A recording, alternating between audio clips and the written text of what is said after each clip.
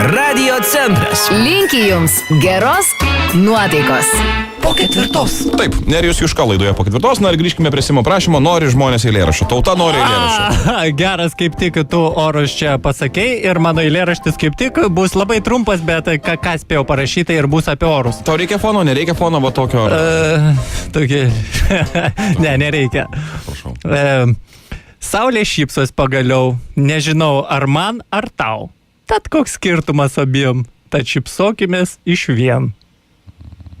Na, aišku, daugiau nelaukiu, toliau ten viskas pratęsimas, ten aš galėčiau čia visą valandą skaityti, deklamuoti šitos eilėraščius. Bet čia kitą kartą. Kitą kartą, ne. O tas vat ketureilis, ar ne, turbūt, turi pavadinimą kažkokį?